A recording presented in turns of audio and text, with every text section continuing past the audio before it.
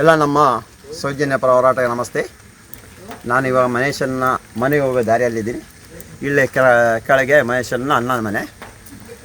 ಇವಾಗ ನಾನಿಲ್ಲಿ ಬಂದಿರೋ ವಿಷಯ, ಇವತ್ತು ಕೆಲವೊಂದು ಮಾಧ್ಯಮದಲ್ಲಿ ಮತ್ತು ಕೆಲವೊಂದು ಜಾಲತಾಣದಲ್ಲಿ ಸುಳ್ಳು ಮಾಹಿತಿಗಳು ಬರ್ತಾಯಿದೆ.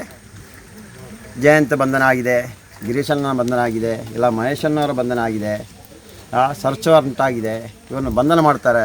ಯಾವುದೇ ಕಾರಣಕ್ಕೂ ಅಂಥ ಯಾವುದೇ ಕೆಲಸ ಆಗಿಲ್ಲ.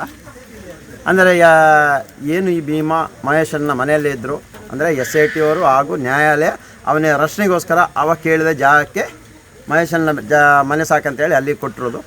ಅದರ ಪ್ರಕಾರ ಎಲ್ಲ ತನಿಖೆ ಆಗ್ತಾಯಿತ್ತು. ಈಗ ಅವನು ಇವಾಗ SIT ಅವರ ಸ್ವಾಧೀನಕ್ಕೆ ತೆಗೆದ ನಂತರ ಏನಿತ್ತು, ಏನೆಲ್ಲ ಆಗಿದೆ, ಅವನ ಮೊಬೈಲ್ ಆಗಲಿ, ಅವ್ರ ಬಟ್ಟೆ ಆಗಲಿ ಎಲ್ಲವನ್ನು ಸರ್ಚ್ ಮಾಡೋ ಒಂದು ಕೆಲಸ ಕಾರ್ಯ ನಡೀತದೆ. ಅದಕ್ಕೆ ಅವರು ಸಹಕರಿಸ್ತಾ ಇದ್ದೀವಿ, ನಾವು ಸಹಕರಿಸ್ತಾ ಇದ್ದೀವಿ. ಅದರಲ್ಲಿ ಇಲ್ಲಿ ಬಂಧನ ಆಗಲಿ ಇನ್ನೊಂದು ಯಾವುದೂ ಆಗಿಲ್ಲ. ನಾವೆಲ್ಲರೂ ಚೆನ್ನಾಗಿದ್ದೀವಿ. ಅಧಿಕಾರಿಯವರು ಯಾವುದೇ ಕಾರಣಕ್ಕೂ ಯಾವುದೇ ಸಂದರ್ಭದಲ್ಲೂ ಕರೆದರೂ ನಾವು ತನಿಖೆಗೆ ಬದ್ಧರಾಗಿದ್ದೀವಿ. ಇದ್ದ ಸತ್ಯವನ್ನು ಹೇಳ್ತೀವಿ. ಇವಾಗ ಸತ್ಯದ ಮೇಲೆ ನಾನು ನಿನ್ನೆಯಿಂದಲೇ ಹೇಳ್ತೇನೆ, ದೊಡ್ಡ ಬಂಡೆಕಲ್ಲನ್ನು ತಂದಿಟ್ಟಿದ್ದಾರೆ. ಅದರ ಮೇಲೆ ಇನ್ನೂ ಜನ ಬಂದು ಕೂರಬೇಡಿ. ಆ ಸತ್ಯ ಮೇಲೆ ಇರೋ ಬಂಡೆಕಲ್ಲನ್ನು ತಳ್ಳುವ ಕೆಲಸ ಮಾಡೋಣ, ಬದಿ ಹಾಕೋಣ, ಜನರಿಗೆ ಗೊತ್ತಾಗಲಿ. ಅಂಥ ಕೆಲಸ ನಾವೆಲ್ಲರೂ ಒಟ್ಟಿಗೆ ಸೇರಿ ಮಾಡೋಣ ಅಂತ ಈ ಮೂಲಕ ಕೇಳ್ತಾ ಇದ್ದೀವಿ.